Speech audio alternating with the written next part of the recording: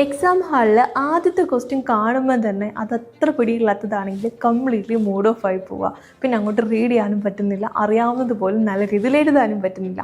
ഇങ്ങനൊരു പ്രശ്നം നിങ്ങൾക്കുമുണ്ടോ? ആദ്യത്തെ 15 minutes of cool off time effectively എങ്ങനെ യൂട്ടിലൈസ് ചെയ്യണം എന്ന് മനസ്സിലാക്കിയാൽ ഇതിനൊരു സൊല്യൂഷൻ ആകും. മീൻസ് ഈ ഒരു 15 മിനിറ്റ്സിനെ നിങ്ങൾ 3ആയിട്ട് ഡിവൈഡ് ചെയ്യണം. ആദ്യത്തെ 5 മിനിറ്റ് ക്വസ്റ്റ്യൻസിനെ ഏറ്റവും ഫാസ്റ്റായിട്ട് റീഡ് ചെയ്യാൻ വേണ്ടി എടുക്കുക. 5 മിനിറ്റ് കൊണ്ട് 100 മാർക്കിൻ്റെ ക്വസ്റ്റ്യൻസ് റീഡ് ചെയ്യാൻ ആർക്കും പറ്റില്ല.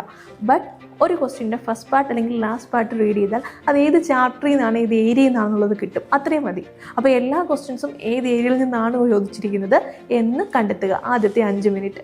രണ്ടാമത്തെ 5 മിനിറ്റ് നിങ്ങൾക്ക് അറിയാം, ഫസ്റ്റ് ക്വസ്റ്റ്യൻ കമ്പൽസറി ആണെങ്കിൽ ഇനി വരാൻ പോകുന്ന ക്വസ്റ്റ്യൻസിൽ ഒരെണ്ണം നിങ്ങൾക്ക് സ്കിപ്പ് ചെയ്യാവുന്നതാണ് അല്ലേ. അപ്പോൾ നിങ്ങൾ സ്കിപ്പ് ചെയ്യുന്ന ക്വസ്റ്റ്യൻ ഏതാണെന്ന് ഡിസൈഡ് ചെയ്യാൻ രണ്ടാമത്തെ 5 മിനിറ്റ് യൂട്ടിലൈസ് ചെയ്യുക.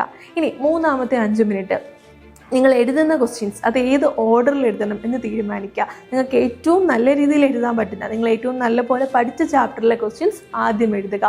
സോ ആ ഓർഡർ, നിങ്ങൾ എഴുതാനുള്ള ഓർഡർ 1, 2, 3 മാർക്ക് ചെയ്ത് വെക്കുക ക്വസ്റ്റ്യൻ പേപ്പറിൽ. ഇങ്ങനെ ആദ്യത്തെ 15 മിനിറ്റ്സ് നിങ്ങൾ എഫക്റ്റീവ്ലി യൂട്ടിലൈസ് ചെയ്ത് കഴിഞ്ഞാൽ ഒരു ക്വസ്റ്റ്യൻ ടഫായതിൻ്റെ പേരിൽ എൻ്റയർ എക്സാമിന് അതിൻ്റെ ഇമ്പാക്റ്റ് വരാതെ നിങ്ങൾക്ക് മാനേജ് ചെയ്യാൻ പറ്റും.